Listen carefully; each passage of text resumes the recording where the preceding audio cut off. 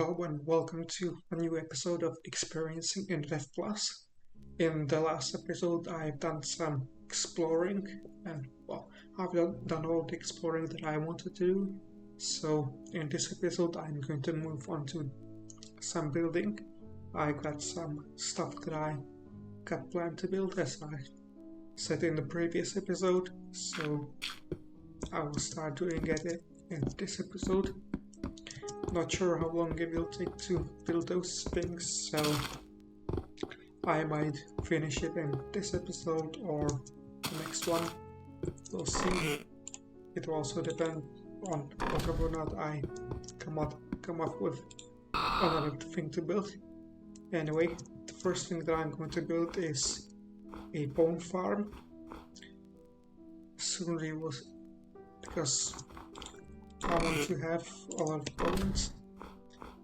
Soon I will show you what I will be using those bones for now, and what I will be using those bones for. Anyway, to make the farm, I'm going to need to clear a big hole, and I'm going to use TNT to do that. Anyway, once I finish that, I'll do that and you'll see.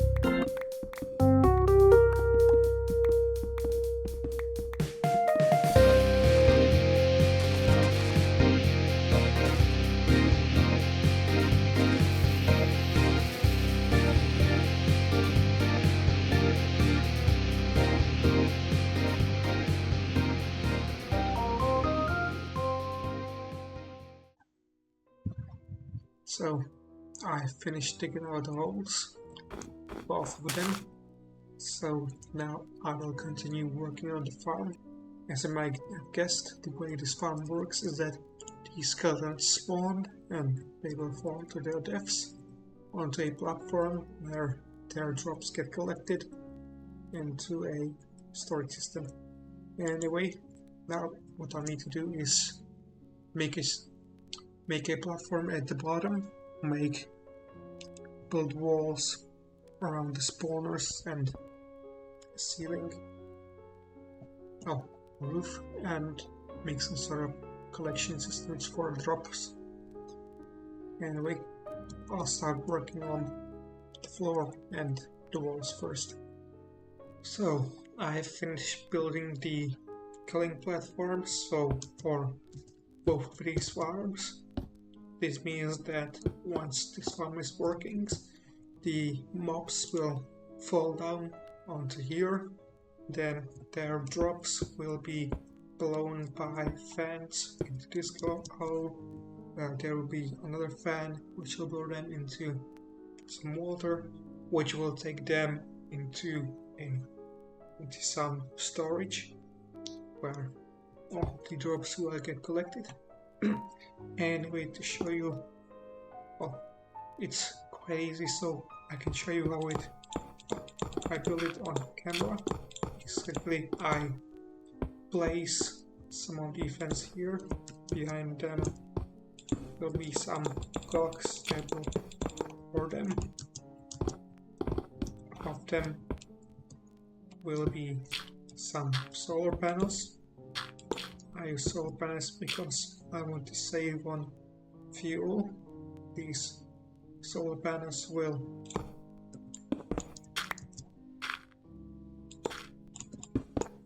anyway, they will power this piston. Check.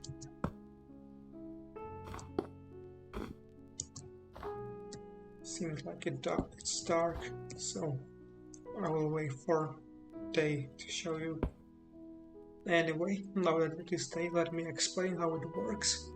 You basically have two solar panels, one which extends this piston and the second one which powers this battery. Both of these solar panels are here, so they would power these fans, which will blow the items into the correct spot where I want them. And the second one here is also to power this battery, so that when the light comes, the piston will retract and the battery will start powering these fans instead of the solar panels. That way this machine can work at both day and night without really consuming any fuel. Anyway, the rest is basically the same, since the fans can blow to 4 blocks. The fans can blow items up to 4 blocks far, so I don't need to place the fans here. So the fans will be distributed like this in this farm.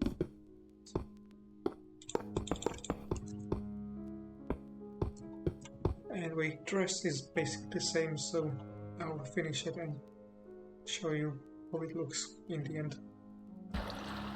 So I have finished working on the farm. So the way the farm works is very simple, as you can see.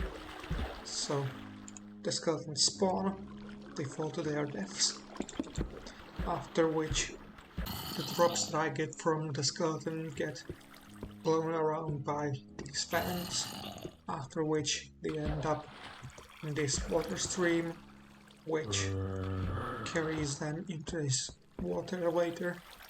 Once they go up, they end up here and they get collected by these collectors. I also stand here so that I can collect any excess items that get produced. Anyway, there's definitely a easier way of making this farm than just digging a huge hole, like, you know, using a fan or water to push them into one by one hole, so that I wouldn't have to dig out this whole area, but I thought it'd be cooler to do it this way. Anyway, as you can see, this farm produces a whole bunch of items, so it's a good farm. Anyway, now that there's one more thing that I want to talk about, which is the batteries. As I've shown you, I use these batteries in my farm so that I don't consume any fuel. These batteries aren't finished yet. Well, they aren't completely finished. They might still be changed. But the good thing about them is, well, one of the things that you can do with them is pick them up while they have a charge and place them somewhere else. So they're basically a movable power source. Anyway, there's one more. Anyway, now that it is finished, I'll move on to the next project. I actually have got a teleporter here, but I don't plan on using it to get transport to travel it in here. Instead, I would like to use the teleporters in the teleporter somewhere else, since I only have 3 teleporters, which is why I set up this method of transportation from my secondary base, which will have a teleporter all the way over here. It basically works the same as depot transportation, where you just keep right-clicking the chairs and you travel this way all the way until I reach the base. Well, I reach the place where I want to build the base.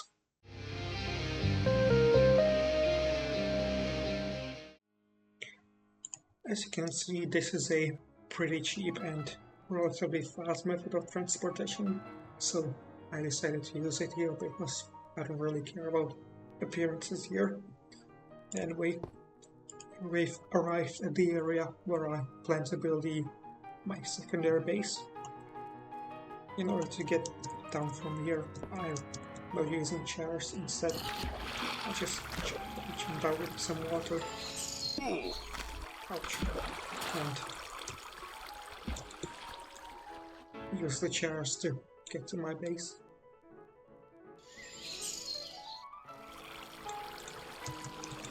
Anyway, I don't have them going all the way to the base because I would like to build a bridge here, and since it's kind of ugly.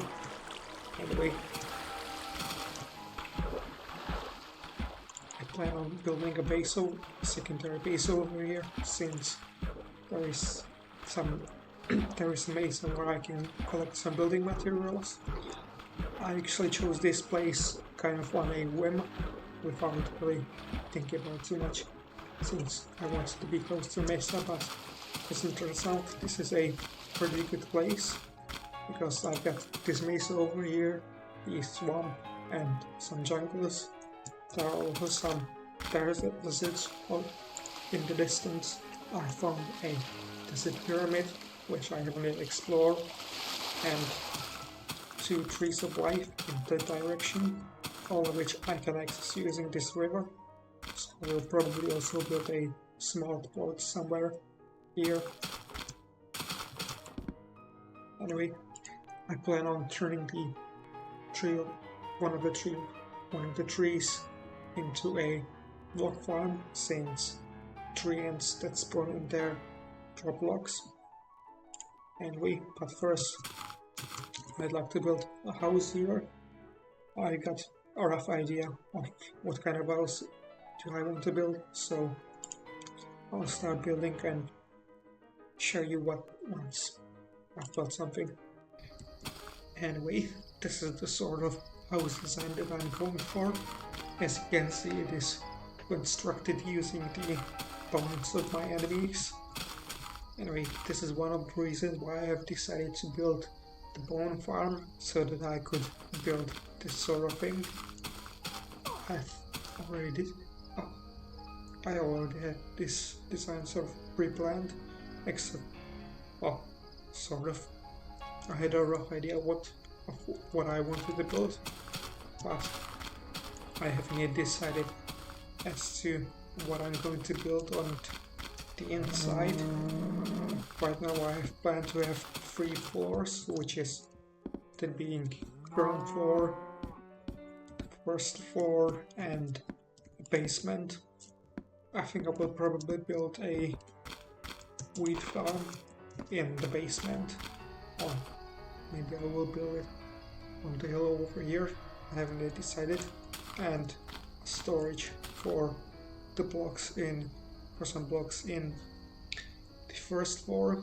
I plan to store some of the clay and other things which I collect here, and a general area in the ground floor, like some crafting, place for smelting and stuff like that. Anyway, when I started building this, I had a rough idea what I'm going to build, but I haven't yet decided what sort of roof design I'm going to use, so I'll try to think about it and see what I come up with. And I also need to grab some windows from home. Anyway, I'm going to get to building, so I'll show you what I built, what I come up with once I'm done. Anyway, I've finished working on the house. Here is what here is what it looks like. The roof is, I decided to do the roof like this because I thought it's the best like this. Anyway, here is the inside. There is the ground floor, which serves as a general area. I got some crafting space here, and well, this seating area, but it mainly serves as a decoration because I thought it would be cool. In the basement, I've got some wheat farms to get some food. Anyway, there has been a new block added in the nightly build, which is the composter. Composter works similar to how it works in Modern MC, in which it accepts organic substances, and once you get like enough stuff in it, you get fertilizer. In Modern MC you get bone meal, but in here you get fertilizer, since the fertilizer replaces the function of bone meal. Anyway, there are some differences. The first, as you might have noticed, is that rotten flesh can be accepted by the composter, and the second is that all items have an equal chance of increasing the level of stuff that is inside of the composter, unlike Modern MC, where you have the items split into several categories, where the items in each category have different chances of increasing the level in the composter. Anyway, the second floor serves as a small storage area, since I don't really plan on storing too much stuff here. And the roof is pretty simple, there isn't really much to see. Anyway, now I've also built a bridge connecting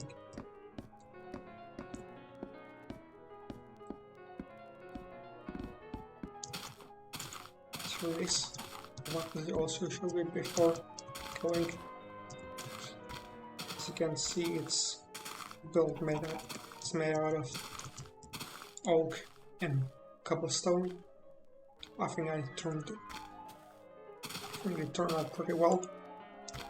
Anyway, now we are going to move on to building the tree farm, well, oak farm. But for that I'm going to need to gather some items, and for that reason we are going to visit the new dimension. Oh, and also one last thing that I forgot is there have been some changes done to the mushroom. Well, basically the mushroom stem has now become like, well, not really sure.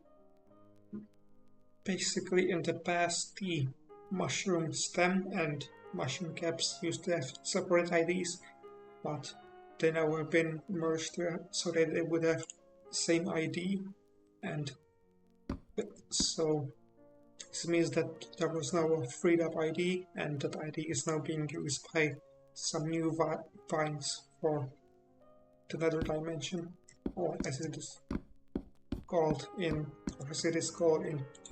Infdev Plus, the shell dimension. Let me just find where I've put the sapphire.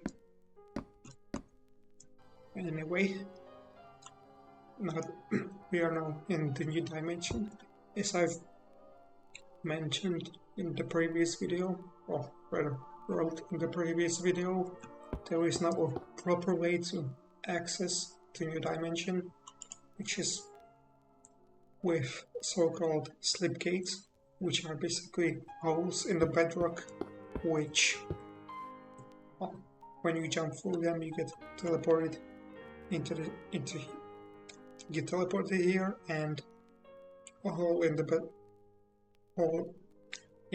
nether roof appears, just like these ones. Anyway,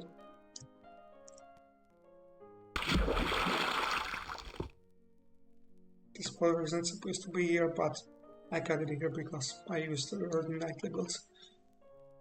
Anyway, but I wouldn't recommend using them.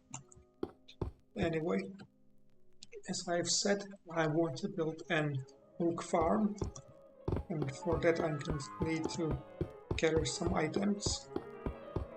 Oh, there is one item I want to find. The reason why I want to build an oak farm is very simple, because having a wood farm is very useful, since I can get all sorts of stuff. For example, if I burn the logs, I can get some scorched logs or some ash, or if I turn the oak logs into oak planks, I can burn them and get some ash, combine it with bones and get some fertilizer, which I can do since I have a bone farm.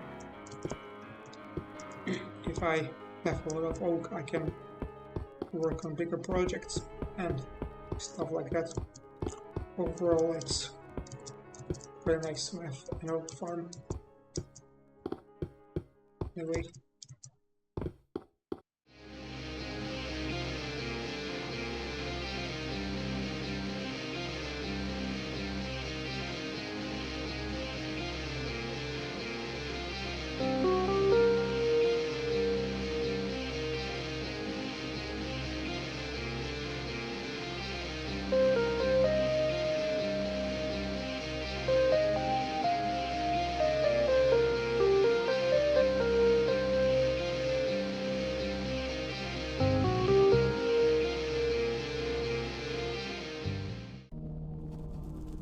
Alright, we have arrived at our first destination. The reason why we are here is because I want to gather these withering roses. As you might expect, the withering roses in Infdev Plus are almost the same as the one in Modern Mercy. The only difference is that the withering roses in Infdev Plus don't grant you the withering effect. Instead, they just hurt you when you touch them. Anyway, ignore the missing textures. Those are meant to be torch flowers. They don't have texture yet, since this isn't nightly built, so it's not finished yet. Anyway, I'm gonna try to gather as many of these withering roses as possible, since I plan on using them in my wood farm, so that I can kill the tree ants to gather their logs. So I'll get to it, and then I'll go to the other location to get some other items for other stuff.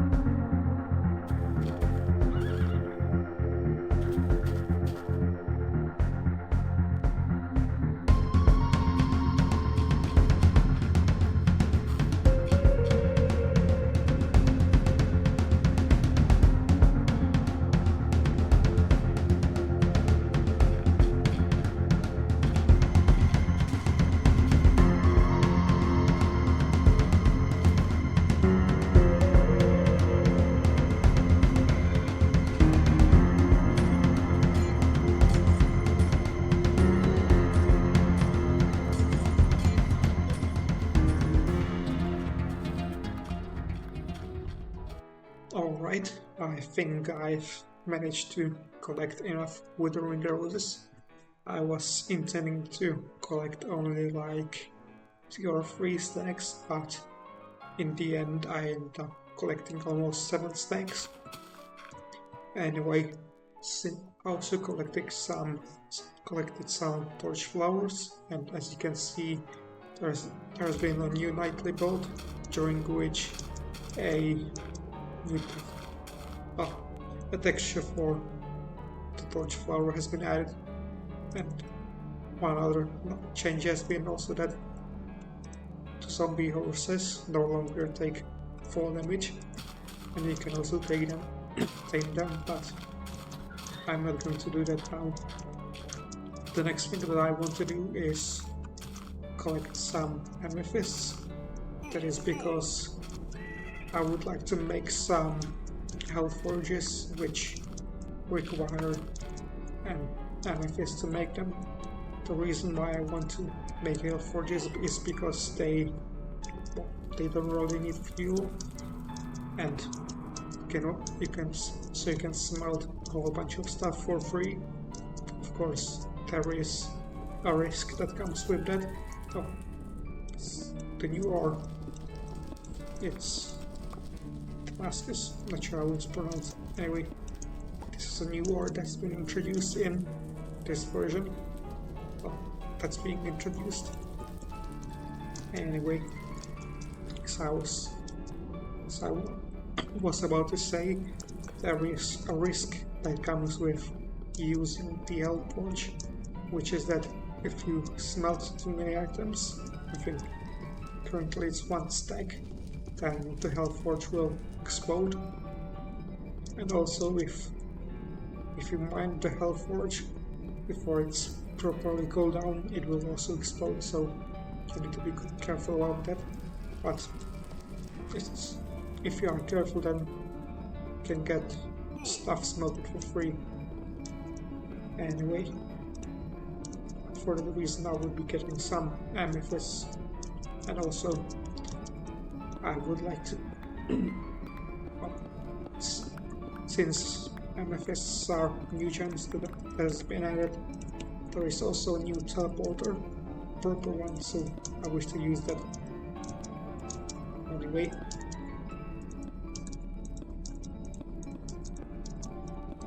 alright, here we are at the location where I wanted to arrive. This is a new biome which is called the Echoing Abyss. As you can see, it's primarily made out of some amethyst cluster and obsidian, of course, along with blossom and other stuff, but mainly these two. I came here to collect these amethyst clusters since I can craft them into the amethysts. I don't have much durability left in the pickaxe, but it's not like I need to collect that much amethyst. So get to collecting. Alright, I've gathered some of the amethyst cluster for myself. Anyway, before I end the episode, here are what the hell forges look like. They are crafted using single amethyst and 8 bloodstones. As you can see, there is no input slot because they consume no fuel. However, as you cook the items, this flame increases, and once it fills up, the hellforge explodes. So you need to be careful about that. It's kind of like how the furnaces were in one of the April Fool's updates. Anyway, I think that is all for me for this episode. I think I've done enough now, and I will continue doing stuff in the next episode. I already have some plans prepared for what I want to do. Namely, firstly, I would like to build the hook farm, and after that, not sure. But anyway, that will be it for this episode. Since this lib has been added. I won't really do my thing where I jump into the void since that won't be really effective, so I will end this episode like a normal person. Anyway, goodbye, see you in the next one.